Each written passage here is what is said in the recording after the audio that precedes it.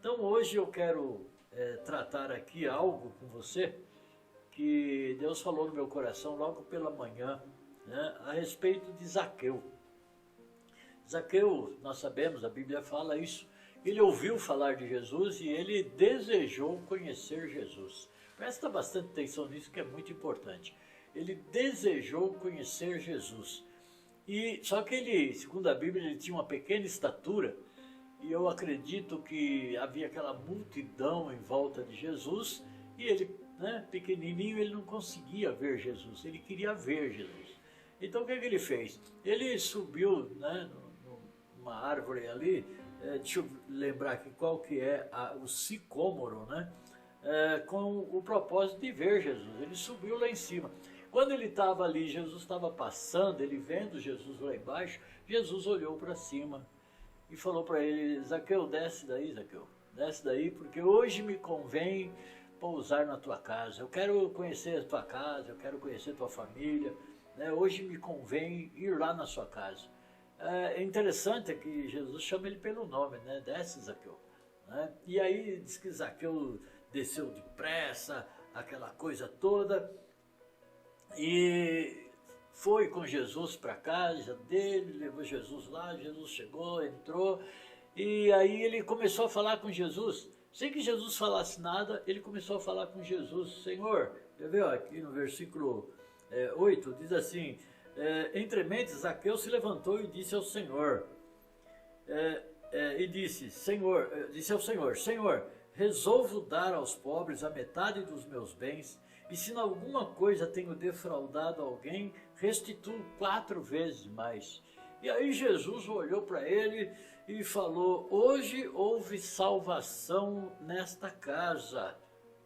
Hoje houve salvação nesta casa. Irmãos, por que Jesus falou isso?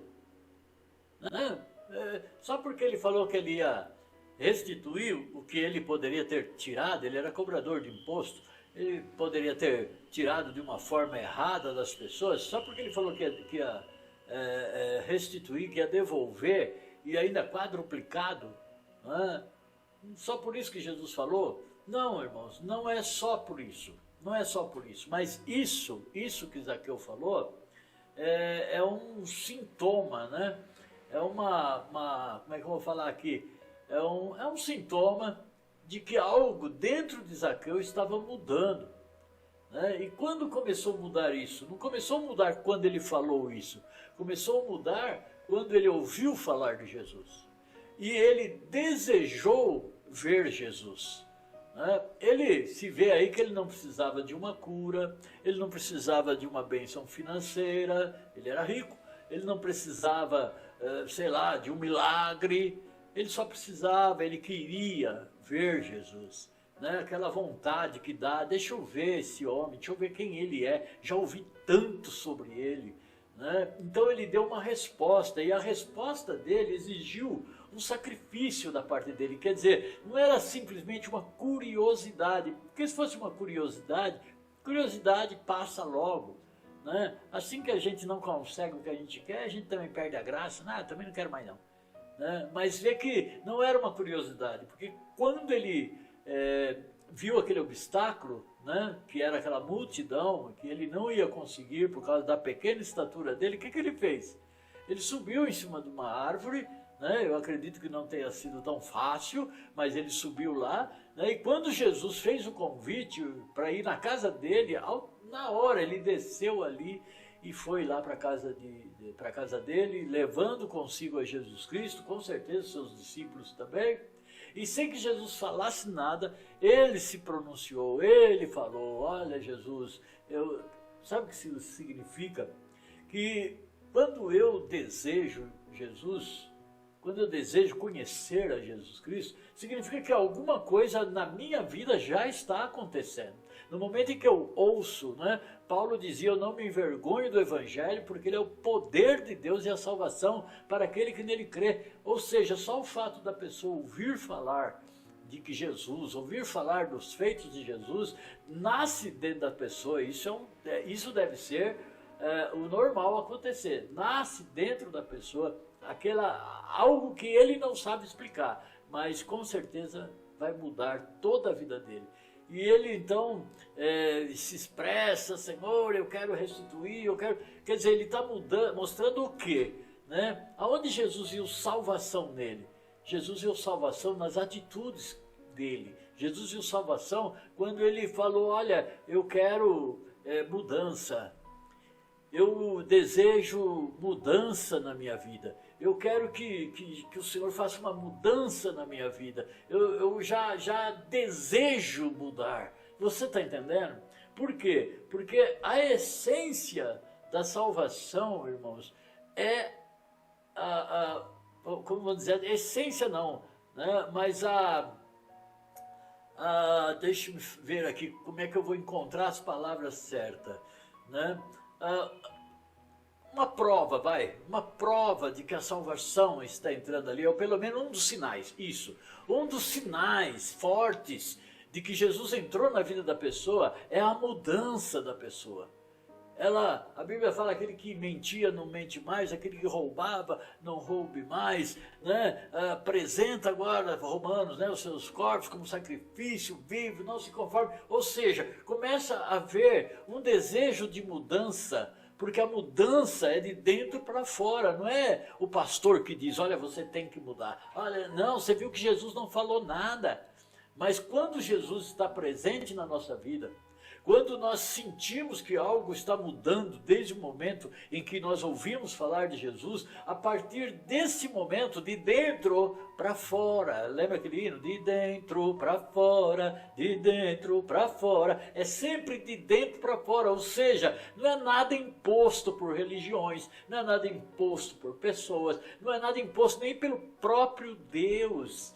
Ele fala: aquele que quer vir após mim, negue-se a si mesmo. Ele não impõe, ele fala: se você quer, aí sim, aí algo tem que acontecer. E se houve um novo nascimento, como ele disse a Nicodemos, essa mudança é de dentro para fora e é voluntária.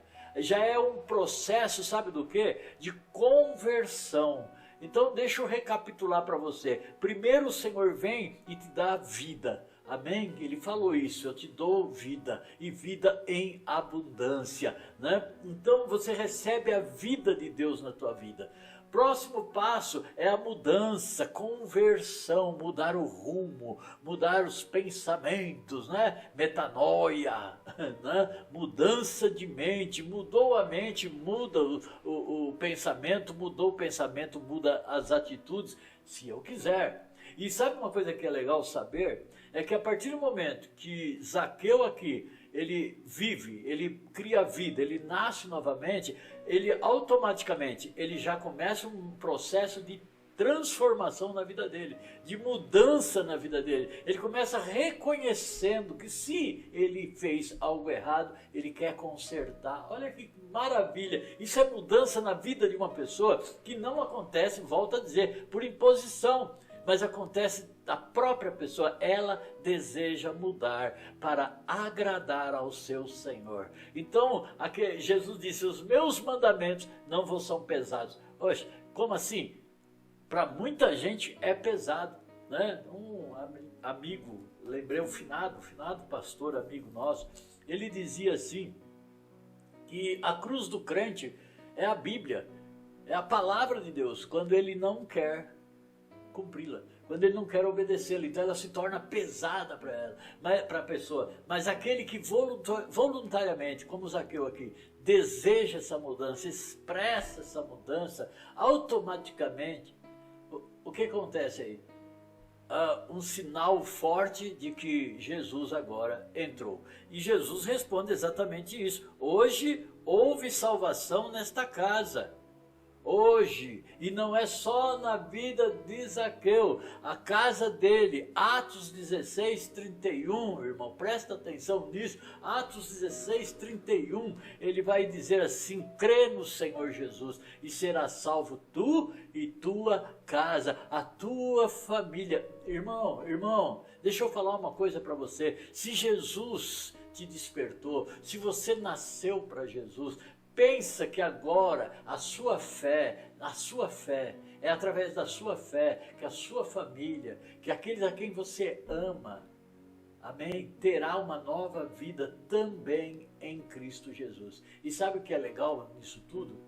É que à medida que você se converte, você começa a sua conversão, porque aprendemos aí, né, no nosso curso que conversão é contínua. A partir do momento que você começa no processo da conversão, o Senhor também coopera com você, Ele começa também convertendo você, Ele começa também dando forças para que você possa vencer, para que você possa continuar. Por quê? E Jesus responde no mesmo texto: porque o Filho do Homem veio buscar e salvar o perdido. Olha que coisa interessante. Então Zaqueu foi achado, como aquele filho pródigo que havia se perdido, foi encontrado. E talvez você está me ouvindo aí, e você já foi encontrado, ou está sendo encontrado nesse exato momento. Então se hoje, diz a palavra, né? Se hoje o Senhor falar ao teu coração, não endureça a tua cerviz, não endureça o teu coração,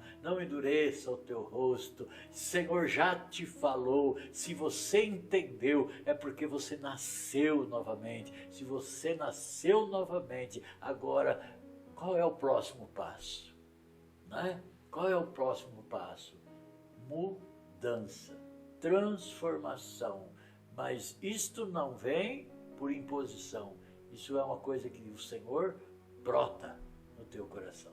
Amém? O Senhor é que planta no teu coração. E à medida que você corresponde com isso, o Senhor completa a obra, como diz, aquele que em vós começou a boa obra, aleluia, Ele é fiel para completar. Amém?